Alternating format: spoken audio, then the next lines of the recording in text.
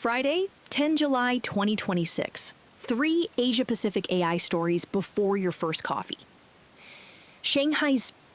Star Market is set to host CXMT's IPO on 15 July, with China's largest DRAM maker targeting roughly 29.5 billion yuan, about $4.3 billion, in what would be one of the exchange's biggest listings.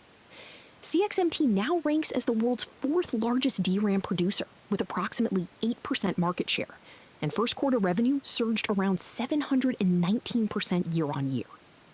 The company is not on the U.S. entity list and has structured its operations to keep running through export curbs, with Apple reportedly testing CXMT chips for China market devices. Why it matters. CXMT gives China a domestically funded DRAM supplier that can keep shipping even if Washington tightens controls further, and the IPO war chest will accelerate capacity build-out at mature nodes. Capital allocators should note the structural ceiling, though. In high-bandwidth memory, the chips that actually feed AI training and inference clusters, CXMT trails Samsung and SK Hynix by years, and lithography restrictions on advanced EUV access make that gap very hard to close.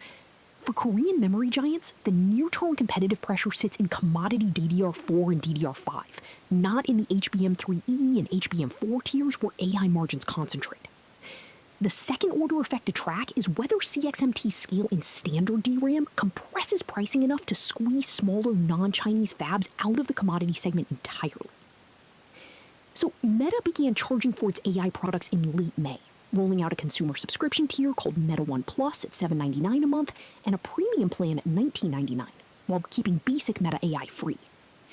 On 9 July, the company also started billing developers for its Muse Spark 1.1 model at $1.25 per million input tokens, roughly a quarter of what OpenAI and Anthropic charge. The paid consumer trial launched in Singapore, Guatemala, and Bolivia, but notably excluded India, Indonesia, and the Philippines, 3 of Meta's largest user bases in Asia. Why it matters. Meta is testing price sensitivity in a region where free, capable alternatives already have traction. Chinese open-weight models like DeepSeek and QN, along with India's Sarvam, give both developers and consumers strong reasons to stay on zero-cost stacks. For builders across Southeast Asia and South Asia, the developer API pricing is competitive on paper, but switching costs are low when local alternatives keep closing the quality gap. Capital allocators should watch conversion rates in Singapore closely as a leading indicator of whether Meta can monetize AI outside the US. The bigger second-order question, if Meta's biggest Asian markets stay on the free tier indefinitely, the company may need to subsidize AI features with ad revenue, which reshapes the unit economics for every platform competitor in the region. Now, Seoul has proposed a future response fund of up to 100 trillion won, roughly $65 billion, drawn from the corporate tax windfall generated by Korea's chip boom. The fund would channel capital into semiconductors, physical AI, and data center buildouts, while simultaneously financing housing support, startup grants, and employment programs targeting Koreans in their 20s and 30s. Youth unemployment for the 15 to 29 age group hit 7.2% in May, with the employment rate at its weakest level since the pandemic.